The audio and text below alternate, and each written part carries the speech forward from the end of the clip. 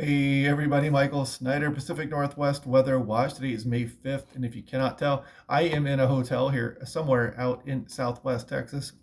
Had a fun storm chase here yesterday in New Mexico and down into Texas. Saw a brief tornado, saw some great structure, some great lightning as well, and even some big hail. I'll share some of those images here over the next couple of days. But looking here at the Pacific Northwest, we have our next frontal system off the coastline here, but we are going to warm up fairly nicely as we go through the day today and tomorrow for a lot of the region. And then we get another break, and then another system might be pushing in here as we go towards this weekend. So diving right into things here, you can see the temperatures warming up. There's Spokane, for example, as you go through Wednesday, a little bit of a cool down Thursday, then we bounce back Friday and Saturday before another frontal system will be rolling in. You can see Wenatchee getting up towards 80 degrees Wednesday. That is Lewiston at 82, Pullman and Sandpoint about 74 degrees on the day Wednesday. And again, if you go to my Patreon page here, you can see that people are sending images and whatnot. Look at this from Susanville, California, nice rainbow shot there as well. And you can see somebody down in Bend, Oregon. Looks like Phil Hyde there with some interesting lightning activity there. So yeah, fun stuff 2 days ago that came in. Now, taking a look at the European, this is the deterministic run. And if we put this in motion, you can see that upper level low is across Southwest California, and it is impacting still some areas of the Rocky Mountains area, Idaho and Montana, let's call it, and you can see it impacting Yellowstone, but not much precipitation there for a lot of western BC or southwestern BC, Washington, Oregon, until this next frontal system pushes. And you can see it is fairly slow moving. By the time we go to tomorrow night, it is pushing into Vancouver Island, and then it starts to swing down quite a weak frontal system, not much punch to it at all. And then as we go through the day Thursday, probably some clouds, and we start to warm up a bit again here as we dry out on the day Friday, especially. Here we go on in through the day Saturday, and then you can see the next frontal system. Again, not too much of a punch with that one either, at least looking right now, maybe a little bit more robust than the last system or the system that will be rolling through on the day Wednesday into Thursday morning. So taking a look at the upper levels, 500 millibars, 18,000 feet. You can see the ridge right here. That's just going to warm us up here for the next couple of days. You can clearly see the trough, and this is what I'm chasing all the way out here across Texas. I'm somewhere out here in the very bottom right of the screen, and that's what I'm chasing. But this ridge is going to be dominating the weather here for the next couple of days. And you see that ridge axis remains there, and then eventually breaks down as we go through Wednesday.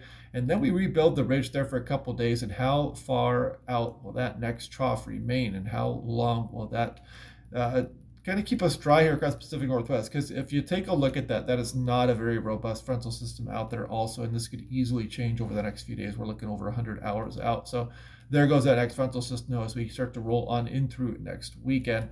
And if we take a look at the artificial intelligence, this will give us a little bit of a look at the extended forecast as well. There's the ridge. We get the frontal system Wednesday. We build a next ridge here. And then how quickly will that next system make its way in as we go towards the weekend? You can kind of see this upper level low settling right across the region and much of the west coast and kind of hanging out for a bit here, and then maybe bring a prolonged period of some cooler, unsettled weather as we squelch into the extended forecast. You can kind of see the upper level low. It doesn't want to go anywhere quickly. You don't see any big ridges there in that extended forecast. Now taking a look at 24-hour precipitation running total. So here we go on the day Wednesday into Thursday. You can see Seattle and Portland. You're not talking about a lot of precipitation, a little bit better across the North Cascades, some of southwest BC, the interior of BC, and then we dry out for a couple of days. Then we bring that next system in, it looks like Saturday, probably afternoon, evening time, and then we start to get some precipitation amounts from that. You can kind of see the hit and miss nature of this system, the upper level low hanging around. You can see it stays with us there again as we go towards the mid portion of May. But again, kind of a fantasy forecast right there. We'll continue to watch to see what that upper level low is going to do. Here's the European 10-to-1 snow ratio. Not too much to show here. And we grab that so we can scroll through here. And you can kind of see just a little bit for the highest terrain with the initial system. Then this weekend and on into the extended, we may get some upper elevation snowfall. We're getting into May here, so it shouldn't amount to too much, but we will be watching it because sometimes these upper level lows, even in May, can bring some meaningful snowfall to the higher terrain. Now, taking a look at national weather models, this is for today, Monday, May 5th. Look at Seattle getting towards 70s, mid-70s for Portland, mid-70s eastern Washington. But look at as we go through Tuesday, you could even push out an 80-degree reading here for some of western Washington, southwest BC, warming up quite nicely.